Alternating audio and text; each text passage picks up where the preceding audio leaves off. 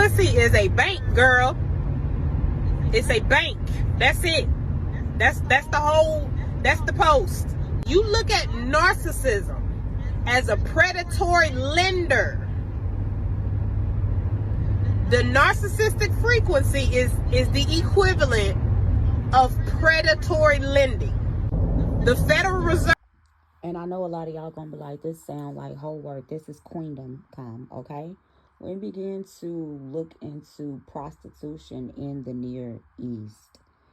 Fathers whom were going through financial hardships would actually sell their daughters as child brides or just as brides in general. Now, this is not to say that the men that bought them automatically slept with them. Okay, we're not going to do that. A lot of these men dealt with these young girls, teenage girls, young women as daughters. And they would end up marrying them off to their sons. Some of them waited until they were of marrying age, and other ones of them just kept them as daughters. We also began to see where temple prostitutes were the highest thing and associated to the Ruki, to the Kadesh. They were literally called Kadesh. They were called holy ones. What would take place is that these women represent the hen, whom is seen as wisdom, and she becomes the protector. Hen in Hebrew is going to bring us to the chin and to the noon. This is going to be the same root as Hana, meaning grace, favor, mercy. This is the exact same word. Hannah is the word Inanna. We have to know that. The CH is the H, and the H is the J, and the J is the I. Okay? That's just simple language. When we begin to look at Rahab, she was a madam of the temple prostitutes, and the Israelites knew to go to the whorehouse for safety. When we begin to see when Abraham sent Eliezer to Paran to begin to get Isaac a wife, where did he find her at? At the well. The wells, the springs, the rivers is where prostitutes began to be, as well as the women that were virgins and seeking marriage, whom had not been taken into marriage yet before.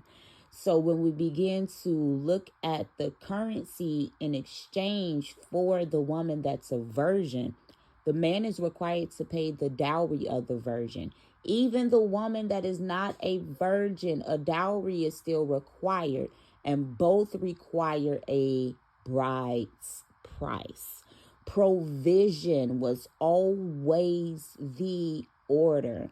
When we begin to look at Judah and Tamar, when she cloaked herself as a veiled woman to look the part of a harlot, Judah did not have the price, the money, the fiduciary accessibilities on him at that point.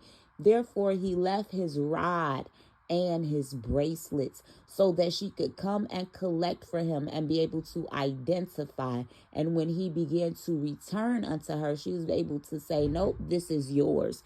So he had to give her that which was owed unto her. When the black woman begins to be demonized for her sexuality versus monetized, then we can begin to state that we are indeed ensnared and in bondage to a narcissistic system. So what we have to do is, first of all, stop laying down with any and everybody. You're about to be laying down with men and you are opening your legs. You need to be monetized. You need to be paid for your time. That's just what it is. You don't work for free. You are being laid down as a sheep, carried to the slaughter on a bed. The bed is an altar, and you are becoming a sacrifice for a man. And the last time I checked, regardless of what the sacrifice is, a price has to be paid for it. We have to stop being shamed for knowing that at the end of the day, that provision and funds are the requirement. If you are going to be a woman that operates in the way that you decide to be sexually active, while you are having intercourse, you need to be placing, first of all, boundaries and protections, and reading your psalms and taking your spiritual baths and drinking your herbal teas and showering and bathing and doing all of these other things, praying over the phallus that you getting ready to bow down and worship. But we don't do these things.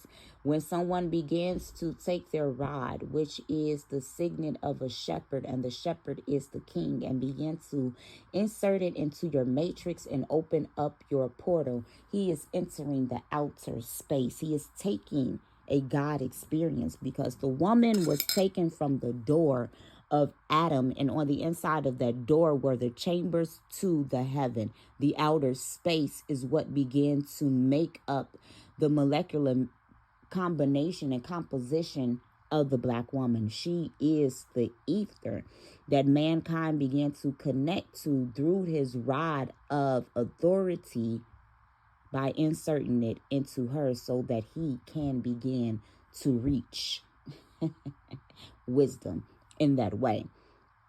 So what you need to be doing is calling back your energy unto you while you are in the act, and it'll leave him drained. It'll leave him drained. It'll leave him tired. It won't leave you that way. If you are not even sexually active, or even if you have been, transmutation of these acts, a bowl of water, in a copper jar. If you don't have copper, a bowl of water, preferably rainwater. Even if not, a bowl of water. This is going to be used to do the transmutation. You're going to get a candle, because the book of Proverbs begins to tell us that the soul is the lamp. And when we begin to look, and the lamp is the word, and that the lamp is the soul of man, that word noon, that letter noon in Hebrew is literally shaped like a candle, and that is what means light. You're going to light a white candle for protection. You're going to read your psalms, get your salts, get your hyssops, get your paprika and your cayenne pepper. These are banishing elements. Get some calendula or calendula. This is going to be the yellow element that represents the sulfur of the soul, okay? And since you are a female, since you are a womb man, you are going to get some roses, because this is going to begin to purify and cleanse the blood.